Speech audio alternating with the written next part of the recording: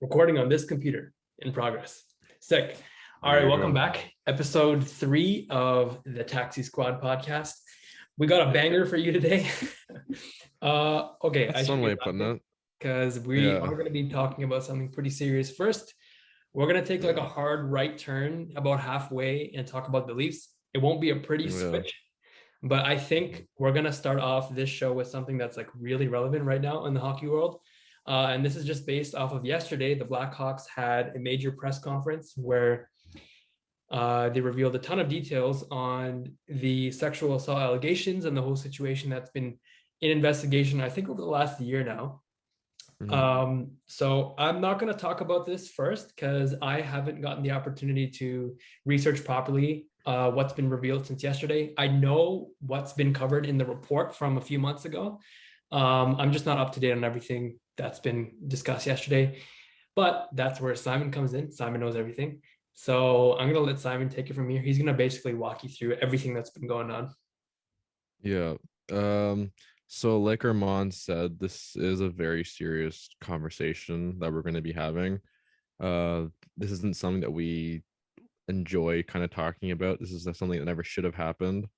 Uh, for those of you who are familiar with the situation and don't want to uh, hear about this conversation, so I'm basically using this as a trigger warning. We will be covering um, topics of conversation, like Armand mentioned, of sexual assault.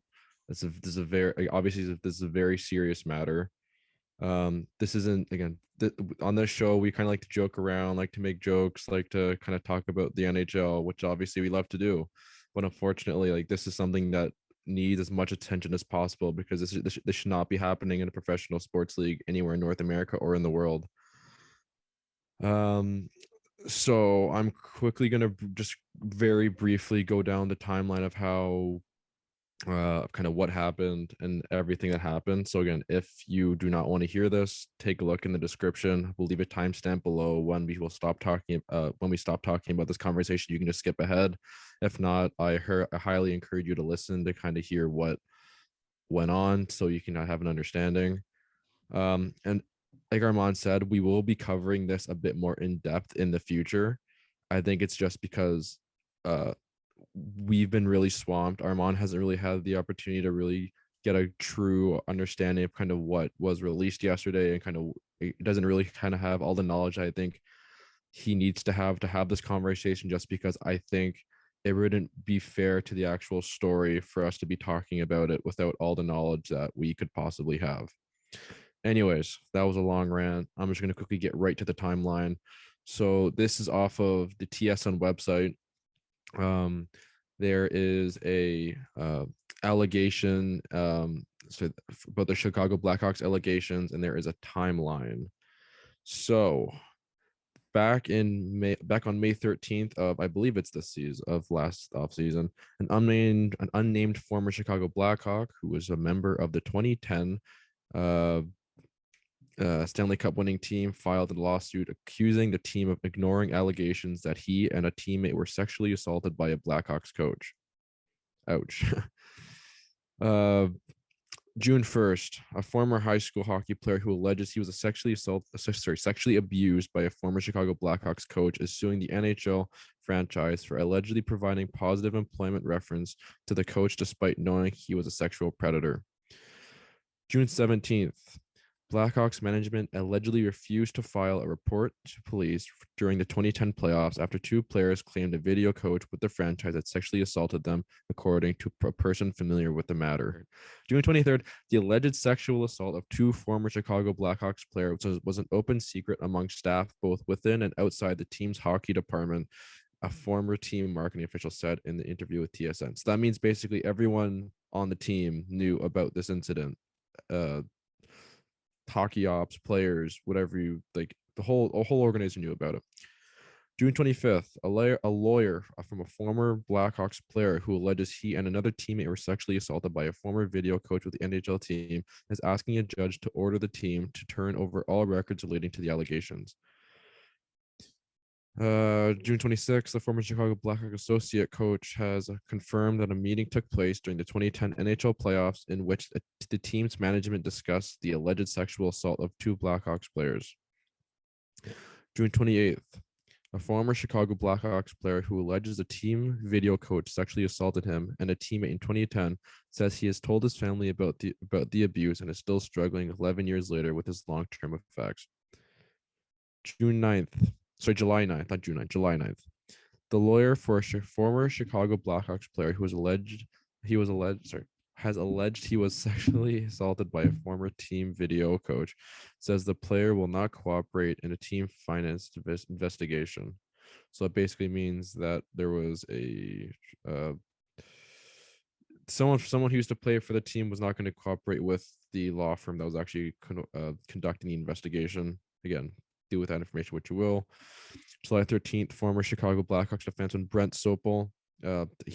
He's no longer in the league anymore, but again, he was on that 2010 Chicago Blackhawks Stanley Cup final team. Almost every player and coach on the 2010 team was aware of the allegations of sexual misconduct leveled by a former Blackhawks player against former video coach Brad Aldrich. July 19th, after jail for sex offense, former Chicago Blackhawks video coach Brad Aldrich uses interns to build business. So again, that's another story. And if you want to, again, all these are linked to stories. So again, if you want to check these out and get more details for yourself, I would suggest going to the TSL website and quickly reading through the rest of reading through the actual stories, get a bit more information. We're just quickly going through to kind of give you guys the information in terms of what actually in terms of like very brief what actually happened. August 6th, a lawyer for a former Chicago Blackhawks player has asked the U.S. Center for Safe Port to investigate Blackhawks and U.S. Olympic team GM Stan Bowman for allegedly covering up the sexual abuse of two former Blackhawks players. August 12th, former Blackhawks skills coach Paul Vincent gives investigators account of player abuse allegations. September 13th, an American think tank that studies child sexual abuse and prevention is asking the U.S. Olympic and Paralympic Committee to suspend Stan Bowman from his position at U.S. Olympic men's hockey team GM. Most of the stuff the rest of the way just Olympics, by the way, just so you guys know. The U.S. Olympic and Paralympic Committee has rejected an American think tank's request for Stan Bowman to be suspended from his position in spite of the allegations. September 30th, in court filing, lawyers alleged Brad Aldrich's day with the Stanley Cup was tantamount to a job reference that helped him get other jobs in hockey. So basically, that meeting that he had, that day he had with the cup, he was basically used that to get better position. You can basically figure that out by yourself.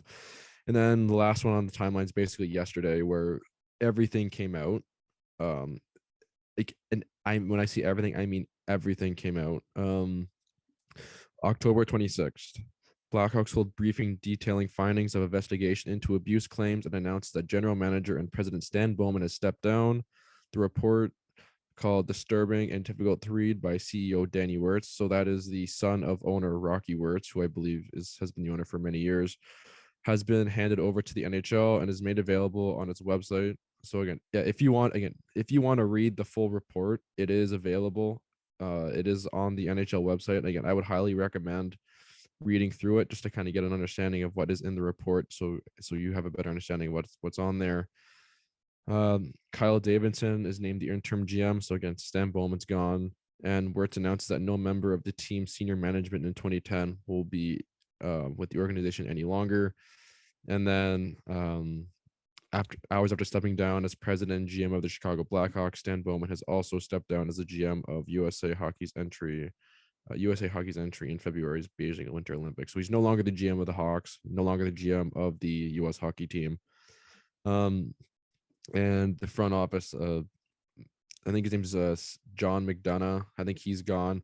Basically, any member of the senior management of that team has been fired or let go. And as for Joel Quenneville and Kevin Cheveldayoff, who are also linked to the incident, are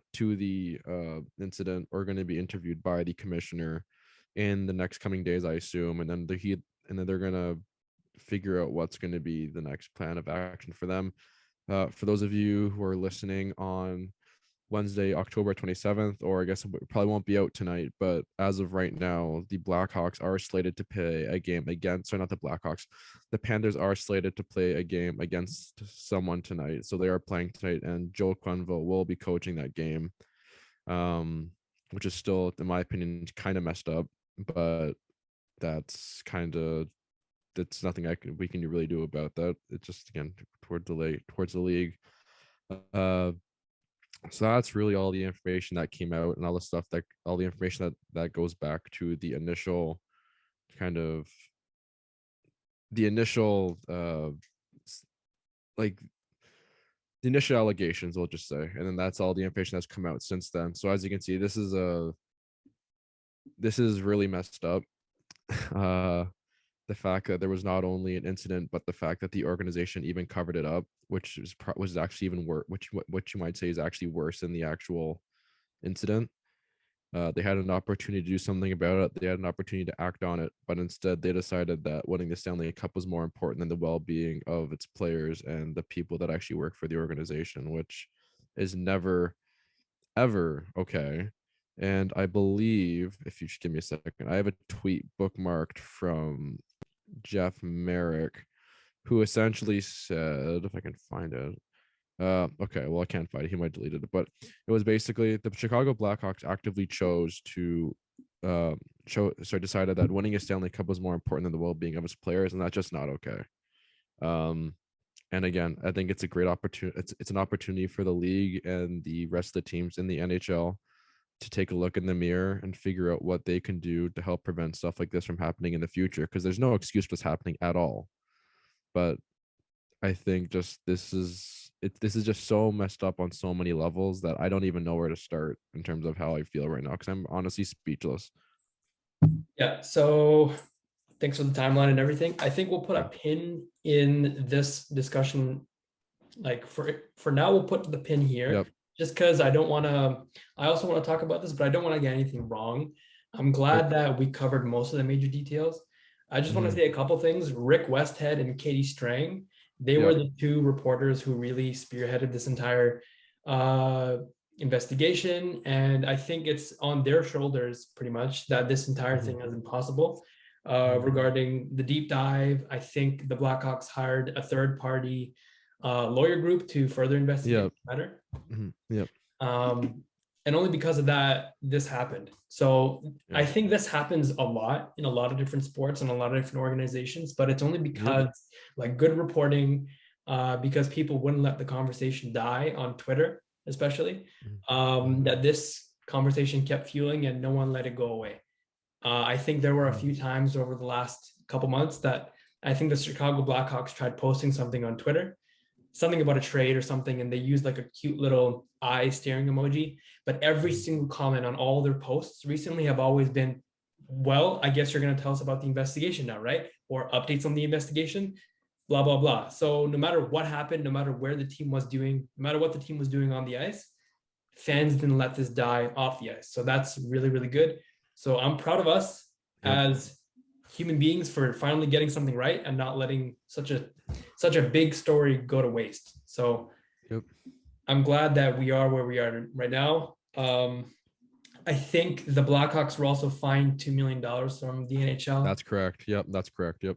I have my issues with that amount of money. I think it's good that they were fined, but there were other fines given recently that were worse than that.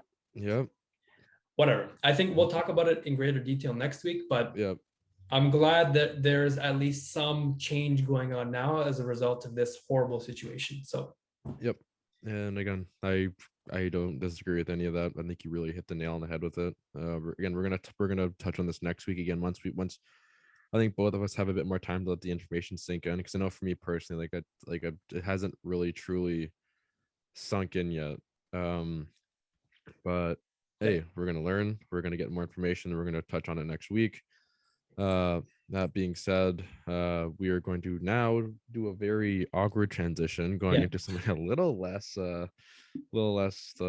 unpleasant and sad. So we're gonna get right into the Leafs, who are also depressing and sad, but maybe Yeah. not. No, nowhere near in the same atmosphere or stratosphere or whatever you want to call it. Yeah, But yeah. So hey, let's start. I think from like just a fan point of view, I'm glad like the story of the Chicago Blackhawks was revealed this week because it really puts things into perspective. Like, yeah, okay, watching the sport and cheering on your favorite team is Yep. fun, but when shit like this gets revealed, it really makes you think, okay, it's not just a children's game. There's a lot of parties Hmm. in play. There's a lot of lives at stake with these things. And basic human matters are often thrown under the rug when it comes to sports. So I'm glad we are in perspective now, or at least we've been put into perspective what Hmm. really matters in life. That being said, the Leafs are Yep. trash. I think that's the easiest way I can make the transition to that topic. Um, okay, since we last Yeah. recorded this, the Leafs have just lost every game. And I think since Yeah. we've last got on the air, they've lost 5-3 to the Sharks, and then they lost 7-1 to the Penguins, and then they lost 4-1 to the Carolina Hmm. Hurricanes. So, Yep. okay, I'm gonna quickly start with my thoughts here because I know Simon wants to rant, and so I'm gonna let you rant, Yeah. but I'm gonna quickly get the stuff out of my system Okay. first. Okay. I to say I'm disappointed in this team would be an understatement. However, I think a lot of fans at this point in time also feel the same way that I do. The loss to the Sharks last Friday, was that last Friday? Yeah, that was last Friday. I think that was okay because at least they showed some life. They were tied 1-1 with them, tied 2-2, and then they scored a third goal somewhere in the third period. I'm glad they lost that game though, because I think it was a good lesson for them mentally to know you can't you can't let a team like the Sharks get away from you. And it's always important to be in every single game. Yada, yada, yada. I think it was good that they lost the game.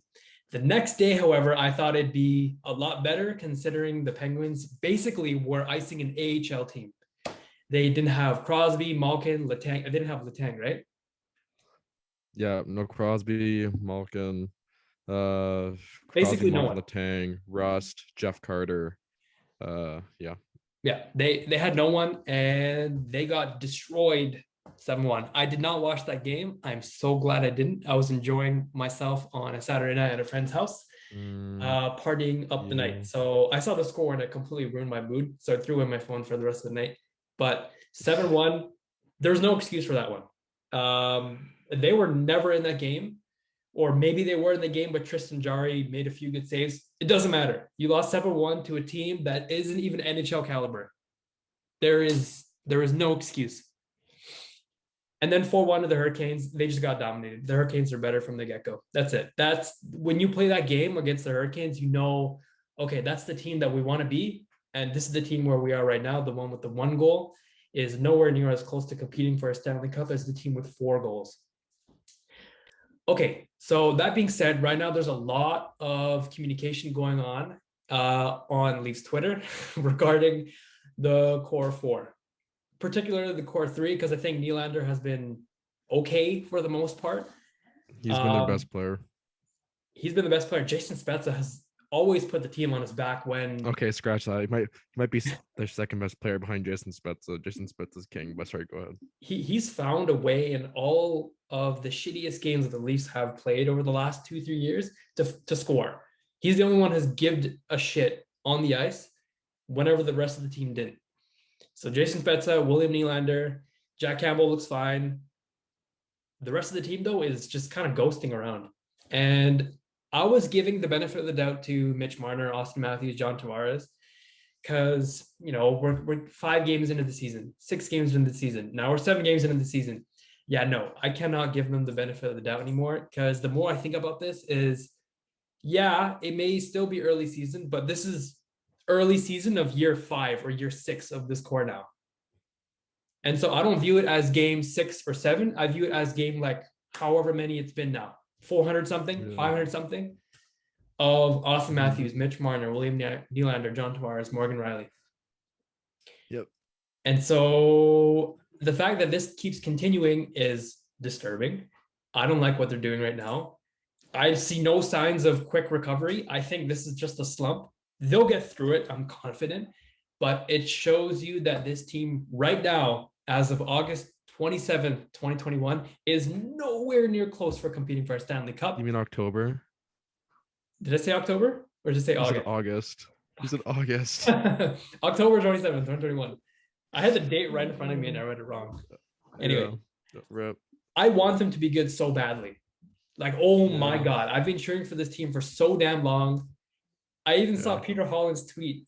He went on a rant this morning. Yeah, I saw that. I saw that. And I'm like, I get what you're trying to say, but at the same time, there's something about me that's so damaged right now that no matter what, even if the Leafs end up winning like the next 20 games in a row, I can never forget the last 4 or 5 seasons, this stretch of the season, until they prove me fucking wrong in the playoffs. Yeah. So the problem that I'm facing now, I'm gonna let you go on your rant in just a sec. The problem that I'm facing is I really want to be optimistic for the rest of this season, for the remaining 76, 75 games that we have. Yep.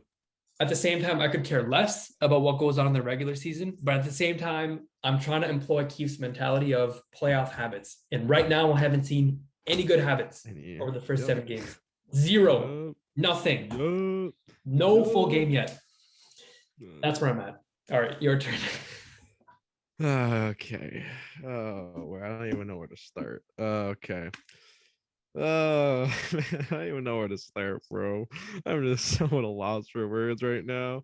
Okay, I'm okay. I'm honestly gonna try to get through this without like losing my mind. Okay, hold on. Okay, so I have 2 little parts to my rant here. My first one's gonna be relatively quick because I think this is what a lot of people are thinking, and I'm just gonna. I don't.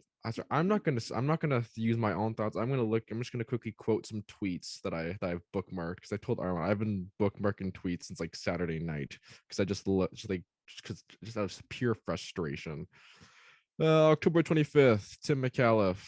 Even in a loss, the Raptors fight. The Leafs need more of what the Raptors have. Factual.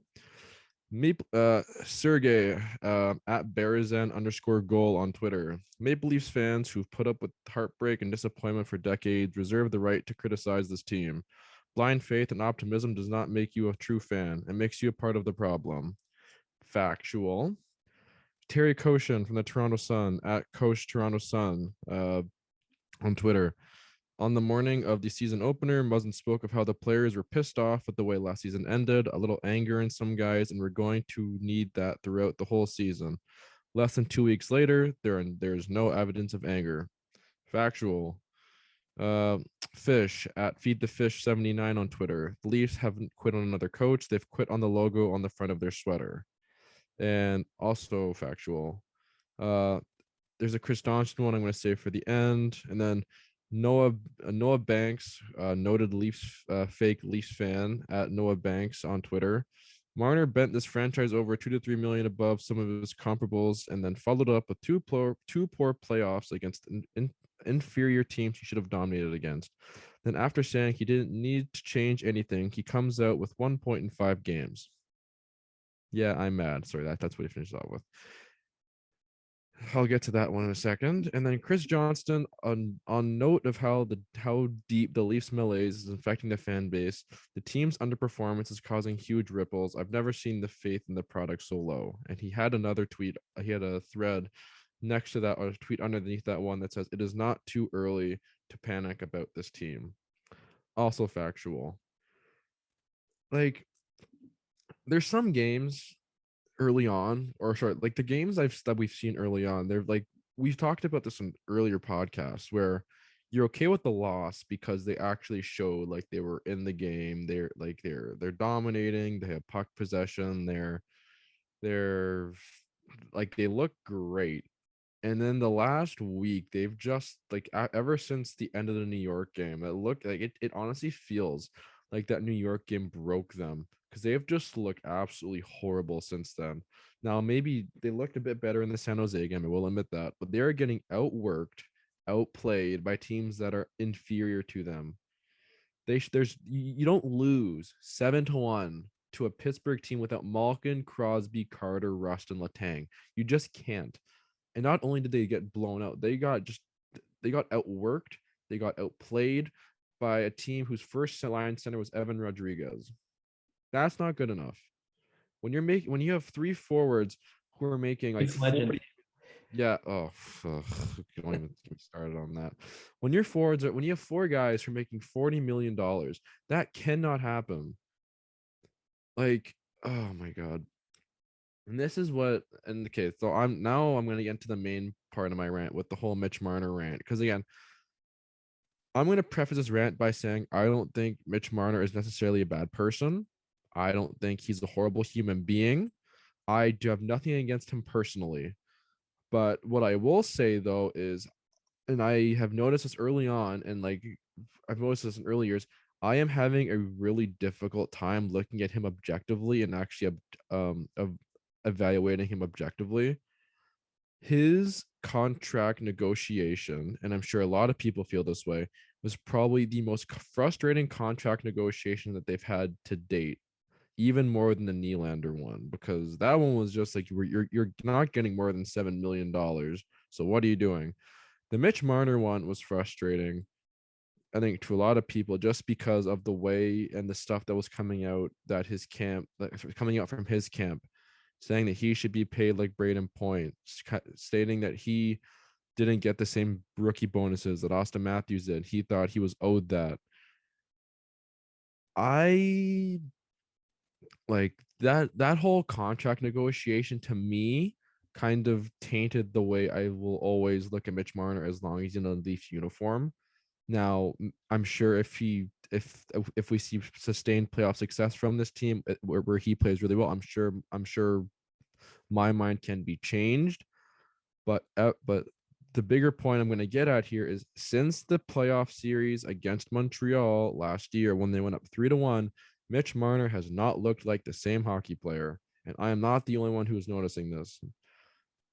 Elliot Friedman was talking about this on the 32 Thoughts podcast, another really great podcast you should definitely check out if you don't listen to it. He was talking about the Amazon Prime video series, All or Nothing, which most Leafs fans have watched. And if you haven't, I would, even though it is extremely painful, I would suggest watching it. The meeting in Game 7 that Mitch Marner had with Sheldon Keefe, that might have been the most uncomfortable I've ever seen Mitch Marner. And Elliot Friedman wonders if that has kind of put a hangover on the team, just given like that was exposed to the entire world. And with the whole Mitch Marner thing, like I like it, to me it just looks like he is at times it feels like he's so concerned about what the outside world thinks of his play that it's affecting him on the ice. And if you're and like when you're a guy who's making $10.893 million, whatever he's making, whatever the number is, and that can't happen. Like, I'm sorry, like you're getting paid no day off money. I think there's only like 4 or 5 guys that are making more than Mitch Marner right now. I think it's like McDavid, Matthews, Erik Karlsson, Drew Doughty, and Panarin. Like there could be more. I'm not looking at the numbers right now, but like it is just infuriating to watch him play because all the bad habits that he was exerting all of his bad behavior in the playoffs from last year are coming back this year. He's too soft on the puck on the boards. That's how that third Carolina goal happened. He got stripped of the puck on the boards and it goes back to the point and then they score the goal. Like, he's too soft on the puck. Uh he he just looks unbelievably rattled right now, and I don't know how he's going to get out of it. Now, like you said, this is a very talented team. They have a lot of skilled players here. They got Tavares, Matthews, Nylander, Marner, Kerfoot, Kasha. Like this is a talented forward group. And again, there's a reason why they are currently leading in expected goals for. But expected goals for don't count for anything in the standings. They don't get you an extra goal in the playoffs. They don't get you an extra goal like in the regular season or in the playoffs. Like, they don't count for anything. That's just an indicator of how you play on the offensive side of the offensive side of the puck. But man, like I'm getting sick of this, to be honest with you, because it's now at the point where like they have 4 guys making so much money that like they've tried everything else. They've gone through role players, they've gone through coaches, they've gone through goalies. Like, at some point, man, like if things keep going the way they're going, I just don't know how they don't just make a move for the sake of opening up some cap space and getting something back just to change it up a bit. Because like, man, and that's probably the most like the only frustrating point I've had with Kyle Dubas during his tenure, because I really like Kyle Dubas. I like a lot of the stuff he's done. His stubbornness on the we can and we will keep them together win a core, I think it's come back to bite him in the ass major, because now it just feels like part of the reason that they're holding on to him is because like it's gonna hurt his pride. Like, man, Can I say yeah, something sorry. on that end just quickly? Yeah. Yep. I love Kyle Dubas as well. I think every Mm-hmm. general manager in the NHL has a strength. Like there's always Mm-hmm. something they're really good at, but there's always something Yep. that they are not so good at. Like, Always. for example, what's a good idea? Ken Holland when he was on Detroit, great at nurturing prospects, great at building the Detroit farm Mm-hmm. system. At trades, Yep. no. And we can see that in Edmonton as Mm-hmm. well. Not good at trades at all. Yeah. Kyle Dubas, again, great at building up prospects, great at what else? Great Yeah. at external relations. He's a great human being. I see all Mm-hmm. of his press conferences, very well worded. Love the dude. He's like the youngest general manager in the league, and he has a position. So there's obviously some bit of jealousy there. I wish I was there. Mm-hmm. Yep. He's not good at negotiations at all, whether it is RFA, UFA, or just getting outworked by another GM and just trading for someone. Not good at negotiations. And his Mm-hmm. stubbornness in not willing to move from his post has cost him a few times already in his how long has it been now? 4 or 5 years with him as GM. Yeah. Like the Marner Mm-hmm. example, we can and we will. Okay, well, you said that. Now you have to sign them. Mm-hmm. Uh, just going back a few months ago with the Hyman situation, I think the least that we could have done with giving away Hyman to Edmonton was we could have obtained, I think, like a fourth or a fifth round pick from Edmonton in exchange for his Mm-hmm. signing rights. But Kyle Dubas wanted a second, and he wouldn't move from that post. So in return, you got nothing because Edmonton just waited and then just got him for free. Yeah. So yeah, I get it that when you want to build your hill and you want to die on the hill, that's good Mm-hmm. because people will know that you're not willing to move from your negotiation. But the problem Mm-hmm. with that is when you keep losing over and over again, no one's going to get scared that you're stubborn. Yeah. If you hold a particular Here's, stance in any negotiation and you keep losing in that stance, then everyone's just going to call mm-hmm. your bluff. No one's going to care. Yeah. Well, here's my thoughts on that. I think you have I think I agree with you with the negotiation in terms of RFA, more so with the RFAs. I was kind of disappointed with how we handled the Marner contract and the Nylander contract. The Nylander contract, again, I can't remember how much Nylander was asking for. Like he wanted to be paid like a lot initially, like 8 million, 8.5, which should never have happened. So like the fact that 6.9 now is a great number. If he was comfortable taking 6.9 on the term that he has right now, I would have signed him to that immediately. Because like even from someone from the outside, I thought that was a fair number for Nylander. Anything under 7, Yeah. I was comfortable with, and he's I lived was up to fine with that. it too. Yeah. The Mitch Marner thing, I had the opposite. I thought he gave in too early because Mitch Marner had no leverage in that like in that negotiation whatsoever. He claimed he wanted to be a Toronto Maple Leaf for life. Okay, cool. There's only one way that's happening. Like like anyhow, like it's just See, like one more see and example. After yeah, watching the good. document, the All or Nothing documentary, I think there was a trade. Not I think there Foligno. this trade happened between Columbus and Toronto. Nick Foligno came Yeah. over here, and we gave like a boatload of picks and stuff their way. He got hustled in that trade as well. Like Yarmo Kekalainen was on the phone with him, Like and he's like, "Hey, I listen, don't know, man. listen, I've got like 4 teams right now in on Nick Foligno. You got to give me a second, not a fourth." And then Dubas is like, fine. Here's the second. So yeah, maybe look, that's nitpicking it a here's little bit, but yeah, like here's the way I look at that. Like if 4 teams are interested, that's a common like negotiating tactic where you're like, oh, yeah, there's 2 other people involved. Like But the other way to look at it, like the Leafs last year, people, I think, and I don't blame the management or other people for looking like this. The Leafs last year looked like a juggernaut going into the playoffs. I don't blame them for giving a little more to kind of be into like full like go for it mode. Like it's okay. Like I think it's okay to be upset with the result. It's okay to realize that look, we lost in the first round. We lost Nick Foligno in free agency. So basically, we gave those picks up for 1 year Nick Foligno. Like, I think that's okay to be upset with the result. But, like, I think at the time, a lot of people were picking the Leafs to basically make it at least to the third round because they had such an easy path. And that being the case, like, I don't really fault Kyle Dubas for believing in his group because I think we all did. We all thought this team was going to be capable of that.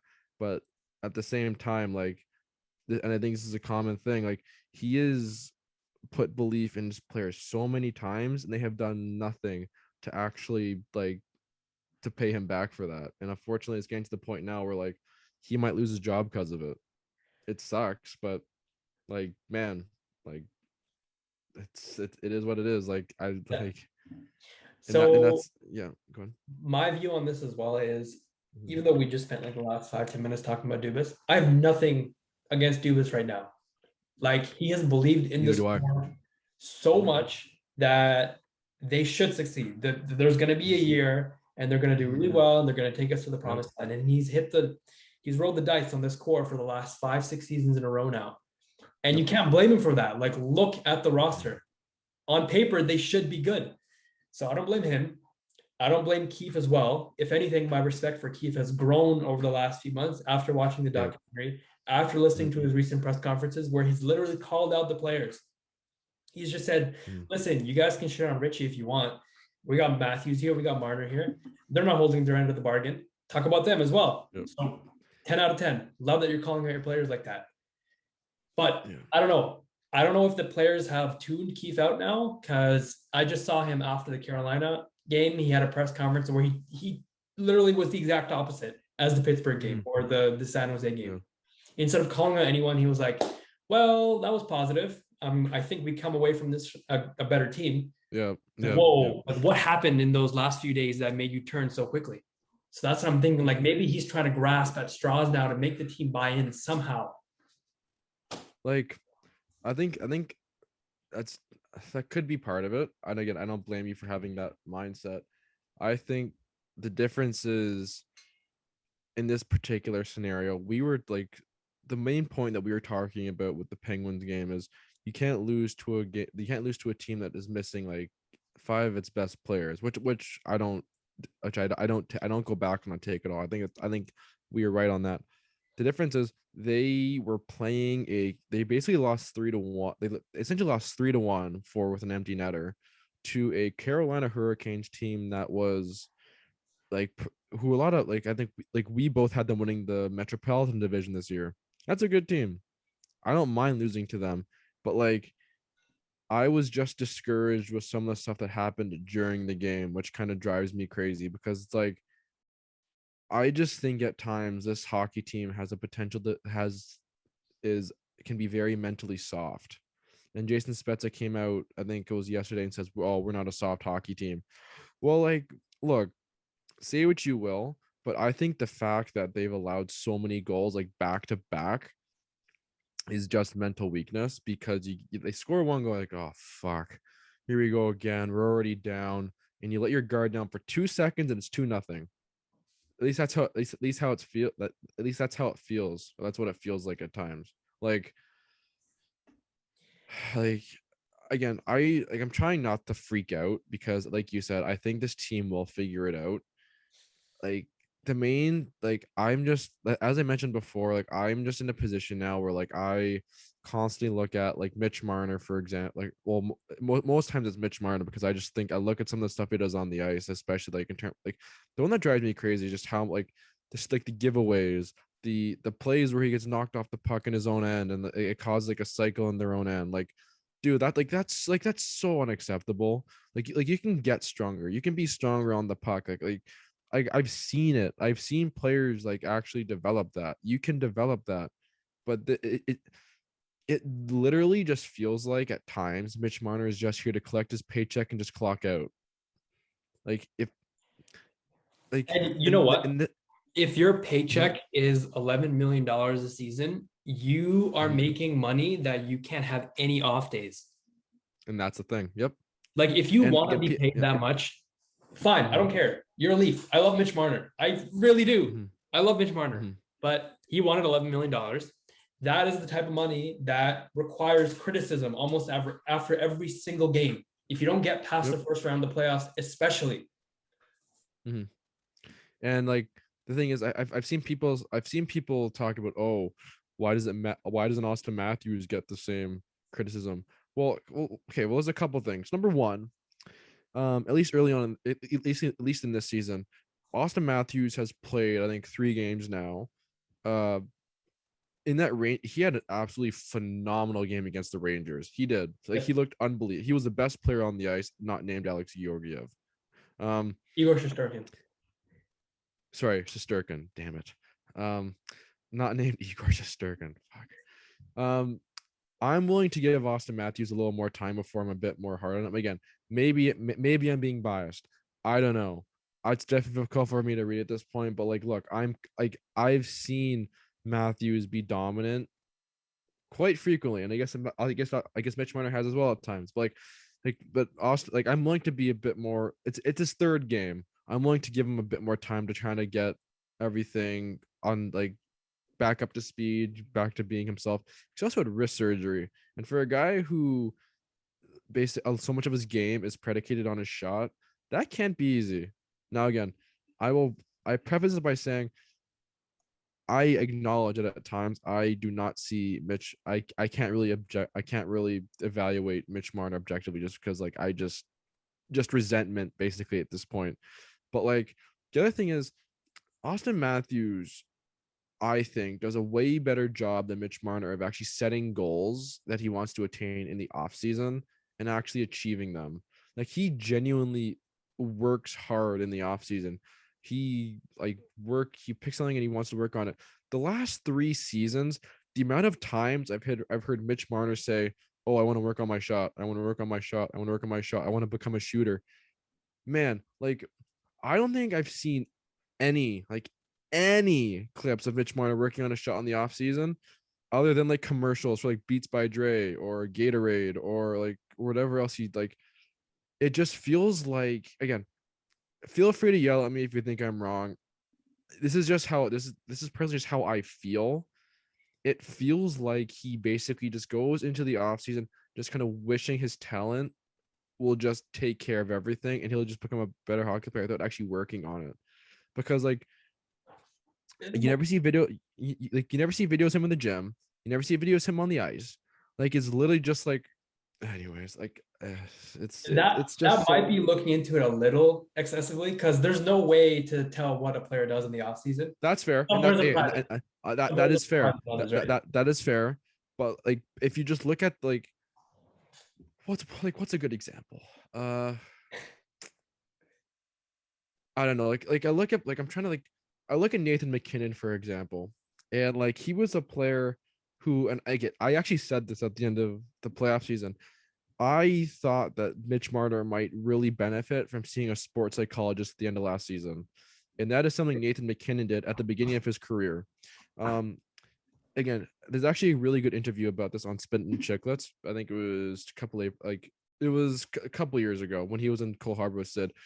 And Nathan McKinnon basically talks about being a pro athlete can be really intimidating. It can be a situation where you're really hard on yourself. Nathan McKinnon was a first overall pick. He was really scared about turning into a bust. That happens. And I can imagine when you play for the Leafs, when you say that you want to be a Leaf for life, that can happen when you have a couple bad games. But man, like Nathan McKinnon got a sports psychologist. He said it changed his career and he took off. And now he's probably the second best player in the NHL. Now, again, that being said, I'm not here criticizing Mitch Marner's like mental health or anything. I'm not here to say his mental health doesn't matter or anything like that. I am just merely saying like he is a player who I think doesn't necessarily really work on the stuff or the parts of his game that he necessarily needs to. That is all I'm saying. And it's frustrating at times when you pay a player that much money and it just feels like he at times just kind of throws his head in the sand.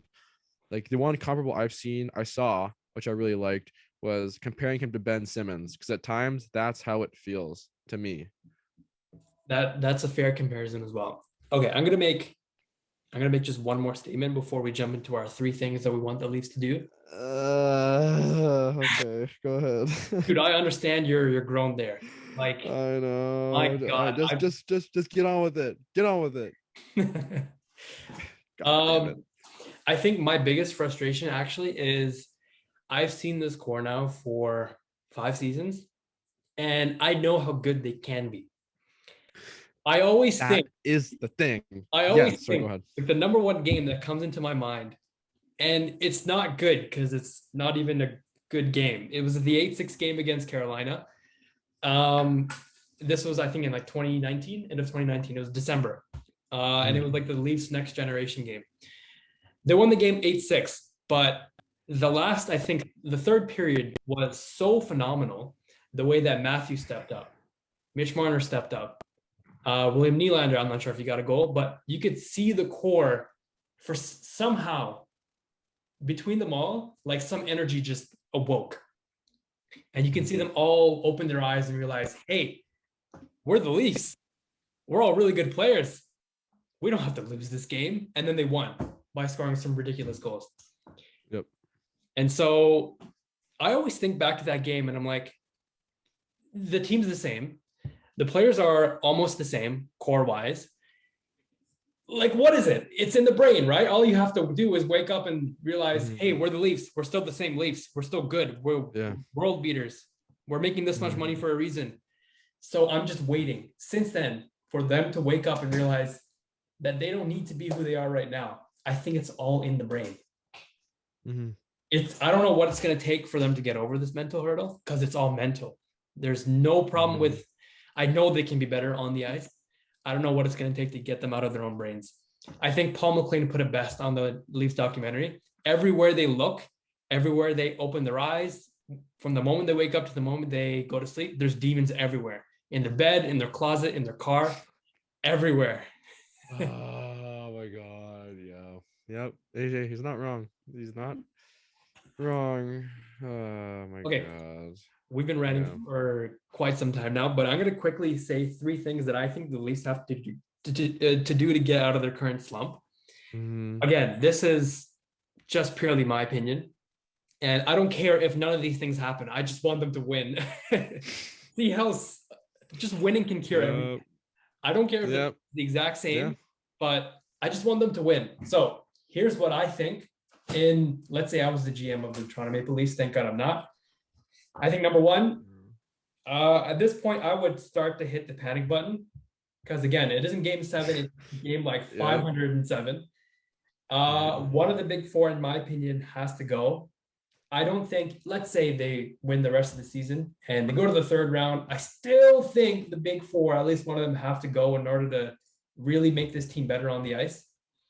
And in just a pure change-up perspective to spark the team into doing something, I think you got to do a big change. And that's the biggest change that you can do at this point. You've changed everything else except the core.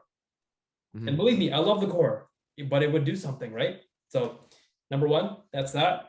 Number two, my God, you really got to trade Riley. I know I'm going to be in the minority for this one, but okay, look, I brought up a list. I'm going to list all these players now. And what's one thing that they have in common? Simon, you tell me. So Leo Komarov, James Van Riemsdyk, Zach Hyman, Jake Gardner, Connor Brown, Tyler Bozak, Brian Boyle, Ron Hainsey, Tyson Berry, Cody Ceci, although Cody Ceci is Zach Bogosian, Nick Foligno, Alex Galchenyuk, Riley Nash, players, Joe Thornton, Jimmy VC, and little Jimmy VC. Are these players you let walk for nothing? Absolutely nothing. Yeah. And you're about to do the same thing with Morgan Riley. He's not coming back. There's no way. He's making like $5 million a season right now. There's no way he's going to come back. Are you kidding me? It's the Leafs. Okay. If I was him, I'd leave. Get out of here. Fair. Okay, so that's two. I think that Okay. you've got to do something about one UFA. Yep. Please get some return Fair. from one of them at least. I think the Kadri Yep. trade was the only time that they did something. No, not even. Kadri wasn't a UFA by the end of that year. Yep. Yep. Oh my God. Okay. And I love Morgan Riley, but you got to get something in return. Yeah. Okay. Interesting. What's your third one? My third one is Nick Ritchie. You got to do something Oh. about him. He doesn't look good at all right now, bro. Okay. Like, Okay. first line, say what you want about Matthews and Marner and Nylander and whatever, but Nick Ritchie has looked out of every single aspect, every single play that this team has done over the last 7 games. He's looked completely invisible. I don't know what he's doing. Do something about him. Yep. Okay. So I'm actually gonna hop on some of the stuff you talked about because I 100% agree with three. I'll go with two of them. I don't necessarily agree with the Nick Ritchie one, but I'll get into that. I'll address the one at the end of my little rant. Number one, I am moving. I'm just talking about to make the team better on paper. I'm not saying that what happens if because it's difficult to say if you trade someone will they actually get better, will this team actually I'm just talking about strictly on paper, or on paper, who knows, I don't even know what I'm saying anymore. This team is driving me crazy. But okay, number one, I am moving Mitch Marner. And again, you probably could have guessed that from my rant earlier, but I'm moving Mitch Marner. Wow. Yeah. Really? Okay, here's the only reason why I'm making that move. Mitch Marner is an extremely talented hockey player. He's young. He's marketable. He is a borderline superstar if you don't consider him superstar. I would actually probably consider him to be a superstar in this league, but I mean, I guess some people say, "Oh, you have to perform in the playoffs to be a superstar." Okay, fine. Then he's a borderline superstar. I don't really care. He's a really good player. I think outside of Matthews, because you don't trade Matthews, he is the best player on your team.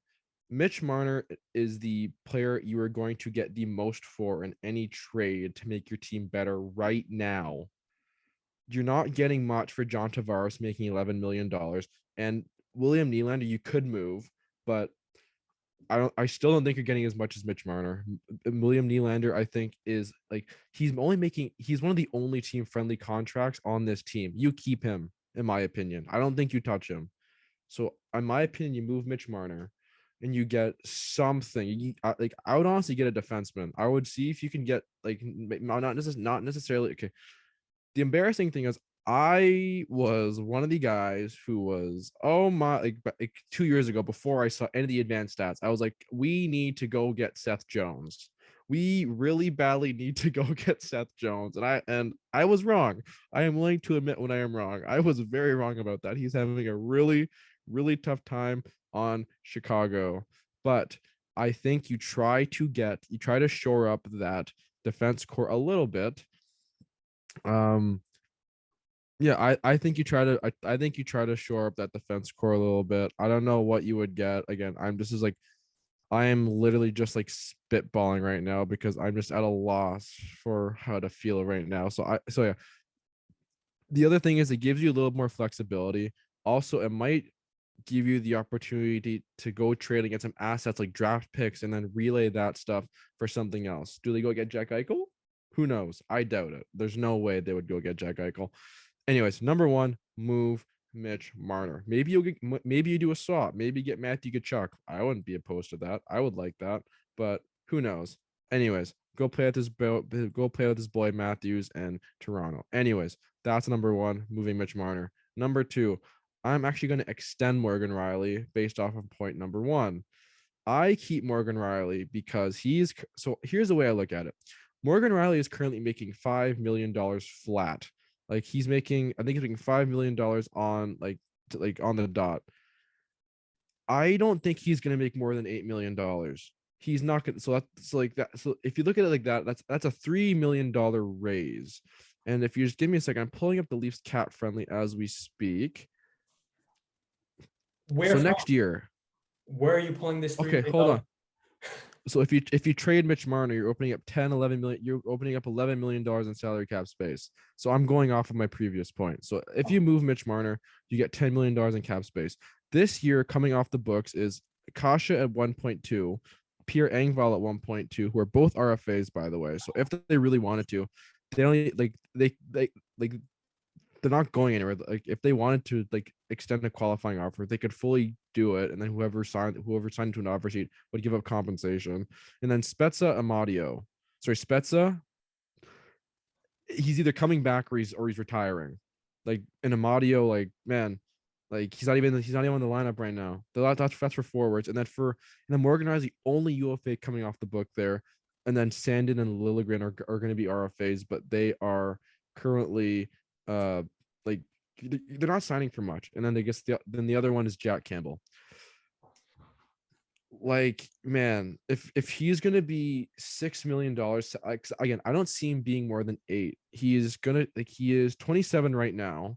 He's turning 28 in March. He's already supposed to be in the prime of his career, which I think a lot of people would say he's exiting the prime of his career, because like prime Morgan Riley at least feels like it was a couple years ago. Who knows? Like he could still very well get better. I'm a huge fan of Morgan Riley at times. He can be very frustrating, but overall he's a very solid player. I don't see him getting more than $3 million.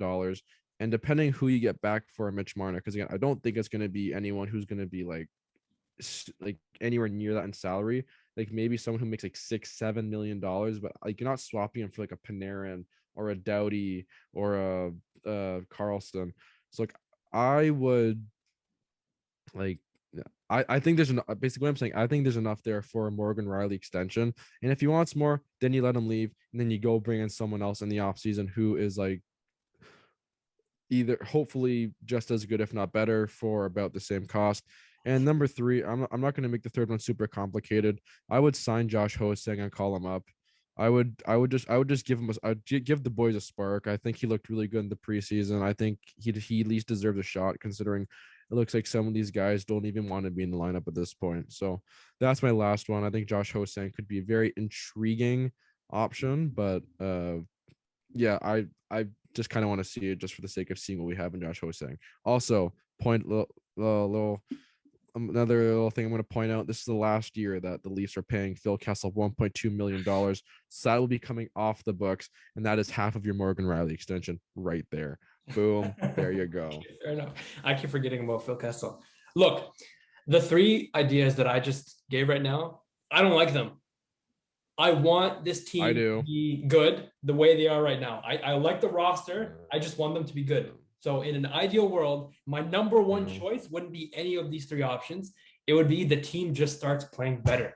I don't care if they win 40 or 50 or 60 games this season. I don't care. Get to the playoffs and do good in the playoffs. That's all I want from this team. The 3 options I gave, they're kind of trash, but that I think it would be better to go down that route if the current trend continues and they end up losing, I don't know, 8 of the next 10 games, something drastic like that. However, I think this team can turn it around. Maybe even tonight, starting in Chicago. You don't know. Chicago looks pretty shit right now, both on and off the ice. Yeah. Who knows? I just want them to win, man.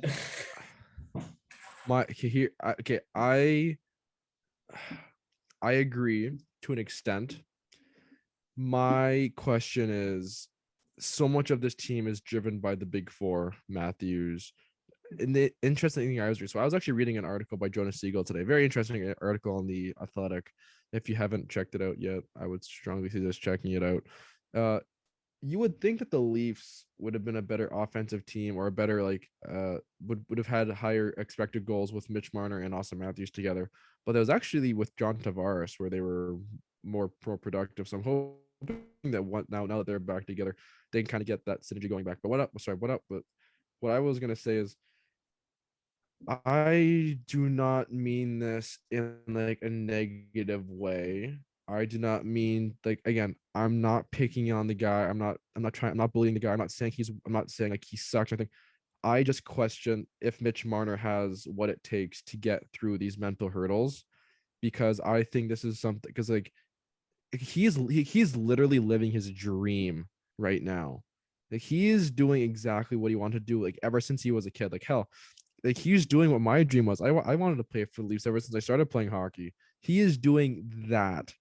And unfortunately, his dream is slowly turning into a nightmare because of the playoffs, because of the media coverage. Again, I can't imagine having to go through that if I was a player of this team. Like it's obviously difficult, but I just want, because there's obviously players who deal with the media better, right? We both know this. John Tavares, someone who deals with it very well. Phil Kessel was someone who did not deal with it very well, nor Dion Phaneuf. So we've seen players come through here who are great with the media, who are great with the outside noise and kind of drowning it out.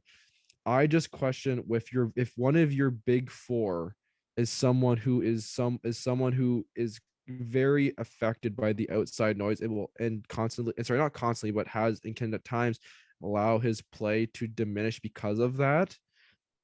I have concerns, and that's the only concern I have. If he yeah, that's the only concern I have. And it's warranted. I think Yeah. everything that we've seen over the last half decade, whatever we're seeing right now, is warranted. Yeah. And the thing that drives me crazy is that Mitch Marner has the talent to be a phenomenal hockey player. Yep. He just he I think he more than like Matthews or Tavares like uh allows his negative habits and his negative behaviors on the ice to come out more than them two. And I think that's also a reason why. And here's another interesting thing I wanted to get your opinion on. I genuinely wonder if Mitch Marner knew he was going to be getting this much. Sorry, if he knew that the criticism was going to be this bad, if he could go back and take less money. Because hold on, here's my thinking. And Elliot Friedman brought this up, and I got my head thinking.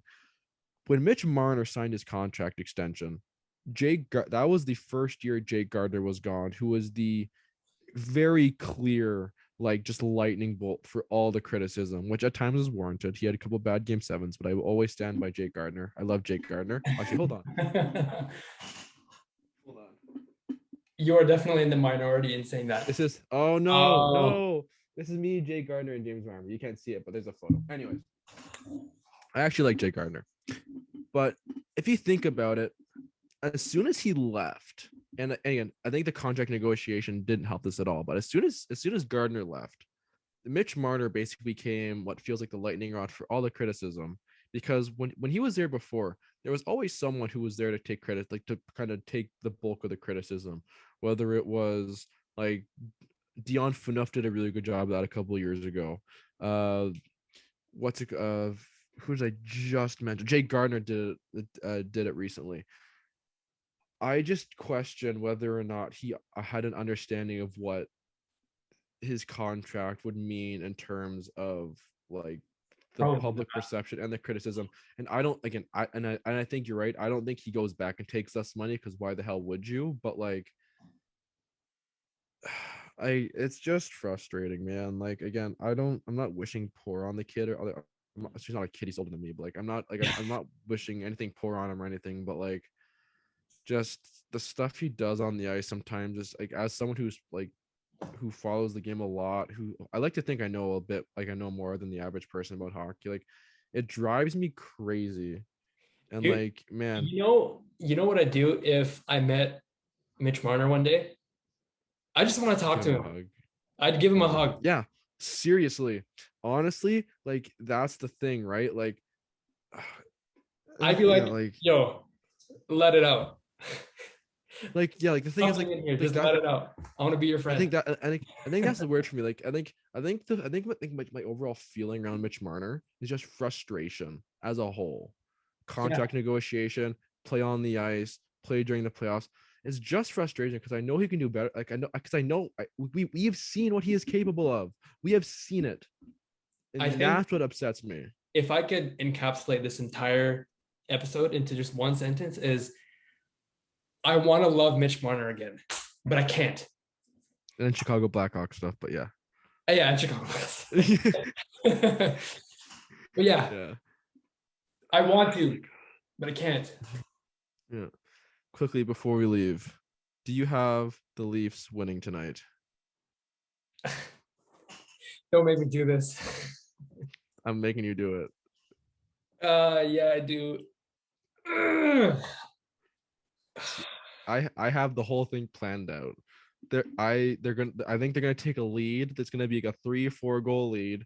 Chicago is gonna score like 2 goals towards the end of the third period. They're gonna give the Leafs a run for their money, and then the Leafs will hold on. They will Oh win, my God. but it'll be maximum chaos. And I will stand by that, or they lose and just get completely humiliated by a team who doesn't have Kane, Taves, and yeah, that's my And most prediction. I think importantly, they don't have a win. fuck. Here are my Yo, predictions. this could be the night we give the Blackhawks their first win of the season. Here's my predictions for tonight. Seth Jones scores a goal to get everyone like, oh my goodness, see, he's good now. And yeah, man, I just if they lose tonight, I don't know what I'm gonna do. I honestly don't know what I'm gonna do. Like, I'm gonna be just freaking miserable the next 3 days. Like, Okay, actually that's though. okay. That's okay. Because once a week we have this podcast to rant off of. And even though it's not our dreams of becoming Toronto Maple Leafs players, it's the next best thing. Hosting a podcast where we can just vent Is on. it? Is it though? It is, it is, it is. At Chicago Blackhawks, if you need a GM who follows misconduct and does things properly, I am fully available for, and you can email me for my resume. I endorse Simon Young. Yeah. Simon, Although, to be honest, I don't even know if I want to be part of that organization anymore. To be honest with you, I'm just so sad. I'm so sad. anyway, okay, we'll be back next week. We're gonna have a more serious discussion on the Blackhawks. No, it's so sad. It is. It But is you know sad. what? It has to happen. But you are Yeah. right. It does have to happen. So Yeah, I don't want with to. I don't that, want to just dedicate a little bit and then just gloss over it. I want to talk. yeah. Yep. No, you're right. You're right. So with that, we'll let you go. We will leave you there, and we will see you next Wednesday, or I guess next Thursday. That's probably when it's going to be out. We will see you then.